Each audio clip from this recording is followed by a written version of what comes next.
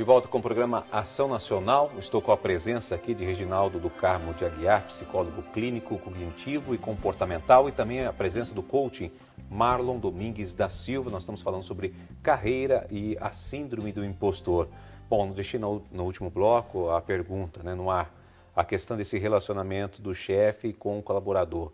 Até que ponto pode chegar, até em que parte que a gente pode falar assim, olha, eu estou ultrapassando o limite de ser amigo, um amigo muito íntimo, enfim. Como é que é esse relacionamento? Posso começar com o Marlon? Pode, vamos lá. É interessante esse ponto em que você precisa realmente saber distinguir, né? Que momento você está vestindo a camisa de chefe, de líder, de gerente, que momento você é um amigo, né? Hoje as empresas estão ficando cada vez mais legais, né?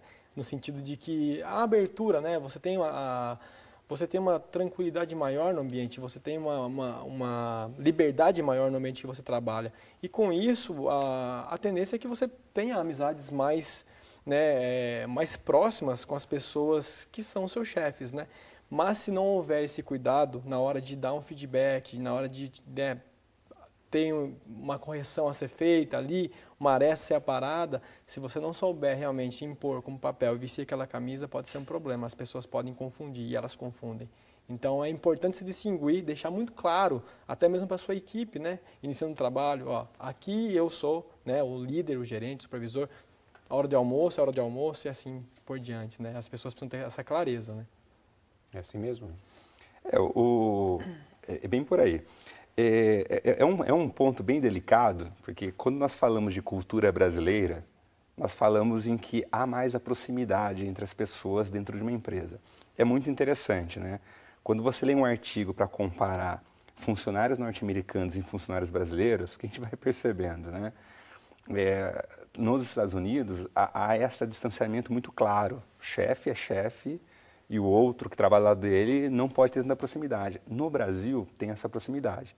Então, assim, o que a gente vai percebendo é que na cultura brasileira, parece que a proximidade ela é importante. Se o chefe não for um cara camarada, se for muito legal, ele é muito criticado. Na cultura norte-americana, se o chefe não for competente, ele é criticado pelo subordinado. Então, é muito interessante essas diferenças, tá? Então, entrando nesse campo aí dessa aproximação, como o Marlon disse, eu acho que tem que ser tomado um cuidado da seguinte forma, principalmente, entre aspas, do subalterno aí nessa relação, tá? Ele tem que estar sensível e entender quem é esse chefe, qual é a personalidade dele e qual é o limite do território que ele pode se aproximar ou não. Porque todo mundo tem um território que você pode se aproximar ou não. Então, às vezes, o brasileiro ele acha que ele pode entrar muito no território do outro e ele acaba desrespeitando o outro. Tá? E aí o outro pode querer punir depois por estar desrespeitando esse território. Tá? Então, eu acho que essa pessoa ela precisa estar um pouco sensível qual é o território do outro, qual é o meu território e até onde eu posso chegar nesse território. Tá? É tipo assim, o jogar bola no final de semana com o chefe ou com o líder, melhor dizendo. Né? Tem que saber utilizando diferenciar. a palavra aqui. Ou então aquele chopinho no final do expediente, né? Hoje vamos comemorar. Aí, é benéfico, mas tem que ter todo um equilíbrio. Sim, eu acho que é possível, através dessas interações, dessas relações, você construir algo saudável, né? Você acaba tendo mais liberdade, até mesmo para conversar, expor o que você pensa, o que você acha. Mas você não pode levar também 100% para o pessoal. Não, ele é meu amigo, né? Tô tranquilo, tô respaldado aqui na empresa, né? Se eu fizer qualquer coisa, ele é o cara que sai beber cerveja comigo. Não, não é bem assim, né? Existe uma postura profissional, você tem que seguir ela, existe uma ética no trabalho. Isso é muito importante. Bom, vamos ver um VT onde, para chegar a certas ascensão na carreira profissional, tem muitas pessoas que acabam utilizando aí de um meio não muito legal, que é a questão da mentira. Vamos conferir aí. Já chegou a mentir em entrevista de emprego? Não. Entrevista de trabalho, não. As poucas que eu fiz, eu não menti, porque depois mais pra frente, pode, né, ocasionar alguma coisa pior. A casa não saiba fazer o que eu falei, né? Aí que eu perco o emprego. Entrevista de emprego é difícil mentir por causa de questão de se prejudicar depois. Às vezes você fala assim alguma coisa, mas não mentir mesmo, falar, não, isso daí eu sei fazer sem não saber. Aí é complicado, porque depois você vai acabar se prejudicando mesmo. Então é melhor você falar, não, eu não sei, eu não tenho tanta experiência com essa área, para ver se realmente vale a pena, porque senão acaba se complicando depois. Segundo Elizabeth, diretora de uma empresa que presta consultoria em RH, a mentira é muito comum e cada vez mais frequente no currículo e na entrevista de emprego. E cada vez mais nós temos que nos aperfeiçoar nas técnicas de entrevista para realmente detectar essas mentiras, porque tem sido grave algumas. Ela nos fala das mentiras mais comuns. A informação de que o idioma inglês é fluente, aí quando nós realizamos a avaliação ele tem um nível intermediário sofrível, né? Às vezes a omissão da formação, então ele coloca lá somente graduação em administração e aí depois na entrevista ele informa que ele ainda não concluiu a faculdade ou largou a faculdade, né? Então isso também tem sido frequente. A mentira é facilmente descoberta e o candidato é eliminado do processo imediatamente. A mentira ela se sustenta por pouco tempo, né? Então uma hora chega, aparecem as mentiras, né? Os resultados que ele diz que aconteceu ou aquele trabalho que ele falou que ele que fez e realmente na verdade não foi, né? Então acabar a questão de vender demais o seu peixe, fazer muito marketing, né? E lá na frente ver que o resultado não foi dele, né? Então, ou até mesmo uma competência que ele afirma ter, um trabalho que ele fez na outra empresa, né? E aí quando quando ele é chamado para fazer aquele trabalho, ele não dá conta. Então o que acontece? A credibilidade vai por baixo, né? Vai por água abaixo, não tem como ser sustentado, né? Existem os casos mais graves, os sociopatas. O filme Prenda-me se for capaz retrata bem isso. Em uma das cenas, o ator principal se passa por médico, engana a todos. Mente ter uma profissão que não tem. Senhores, qual é o problema? Acidente de bicicleta.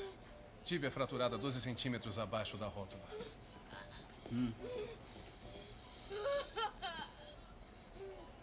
Dr. Harris? Sim? Concorda? Eu? Concordo. Com o quê? Com o que o Dr. Ashland disse? Você concorda? Ah, foi um acidente de bicicleta. O menino nos disse. Então concorda? Concorda. Eu acho que deveríamos tirar um raio-x, costurar e depois engessar. Dr. Cantor, cardiologia. Muito bem, Dr. Ashland, muito bem. Cardiologia. Parece que não precisam de mim aqui. Prossigam. Dei mancada, não foi? Por que eu não concordei? Falar a verdade no currículo e na entrevista de emprego sempre vai ser o melhor negócio. Omitir algumas informações ainda é aceitável, mas mentir não. A gente fala, seja o mais natural possível, né? Seja você mesmo, porque senão, se você for numa entrevista, né, e se dissimular, lá na frente, quando você estiver lá na empresa, fala, nossa, mas essa pessoa é diferente dessa, né? E aí, realmente, fatalmente, acontece a questão de cair a credibilidade, né? Infelizmente. A entrevista não tem como mentir, né? Tem tudo certinho na carteira, não adianta chegar lá e mentir, né? Eles sempre descobrem que é mentira.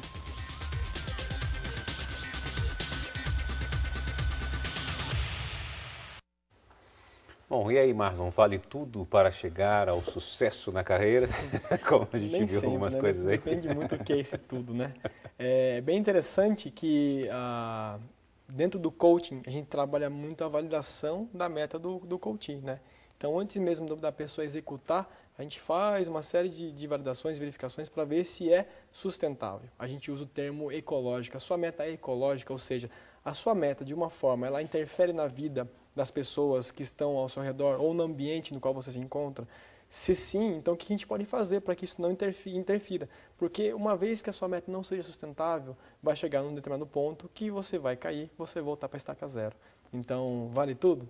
Depende. O que é tudo, né?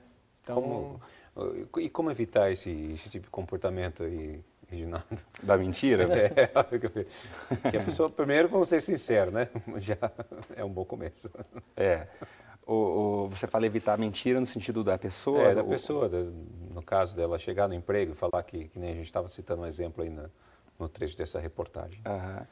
Eu acho que acontece muito é que eu acho que existe uma cultura, infelizmente, uma cultura brasileira, das pessoas querendo serem espertas. Um jeitinho brasileiro de sempre, né? Daí que vem o jeitinho brasileiro, né? Então, as pessoas, eles querem subir alguns degraus, mas subir de forma rápida, sem ter a base para chegar lá.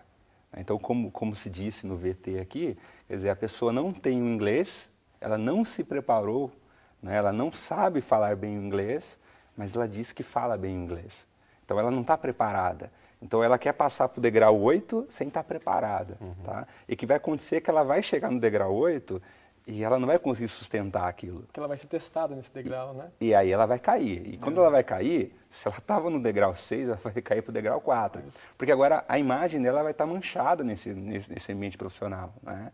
E aí, para ela crescer depois, vai ser muito mais complicado. Né? O tombo dói, né? Então, tem um preço a se pagar. Exato. Né? Então, mentir, Exato. você paga um preço também se você for descoberto. E é descoberto. Sempre quando você mente, uma hora ou outra a pessoa descobre. Pode demorar um pouquinho mais, mas é descoberto. Bom, e vamos falar agora, então, a respeito da síndrome do impostor. O que é isso, Marlon? Vamos explicar um pouquinho. Legal. Síndrome do impostor nada mais é que o ato de você questionar, né, os bons resultados que você vem obtendo na sua vida profissional, né, através de justificativas como eu tive indicação de alguém, eu obtive ajuda de alguém ou eu tive sorte. Né? É curioso que a síndrome do impostor está presente cada vez, claro, nas pessoas que têm realizações profissionais excelentes. Né? São nessas pessoas que aparecem essa síndrome do impostor. Né? Mas não há com o que se preocupar. A síndrome do impostor não é uma doença. É simplesmente um termo, né? Um termo para você que caracteriza esse sentimento de eu não sou capaz, não fui eu que fiz. Né? Dentro disso, quais são assim, os principais sintomas dessa síndrome? Como é que a pessoa começa a detectar que ela está realmente com essa síndrome do impostor? Como é que eu estou identificando isso? Acho que um dos pontos aí é que, em geral, essa pessoa ela é perfeccionista. Tá? Então, é uma pessoa que vem de um histórico de vida em que foi muito cobrado ou exigido, e ela começa a se cobrar muito na vida profissional, né? E começa a realizar algumas coisas, e muitas vezes ela não desenvolve a autoestima dela. Tá? E a autoestima, como se desenvolve a autoestima? Se desenvolve com relações afetivas, com boas amizades, com bons vínculos, com bom relacionamento homem-mulher num casamento. É aí que você desenvolve a autoestima. Então, em geral, uma pessoa que às vezes investe muito do seu tempo no trabalho, na vida profissional, e deixa o lado socioafetivo de escanteio. Tá? E aí é a hora que ela começa a questionar o valor dela, ou seja, a autoestima dela está diminuindo e ela começa a questionar se ela de fato é competente mesmo. Bom, esse é o Programação Nacional, estamos falando sobre carreira e também a síndrome do impostor. Nós vamos para um rápido intervalo e voltamos daqui a pouquinho.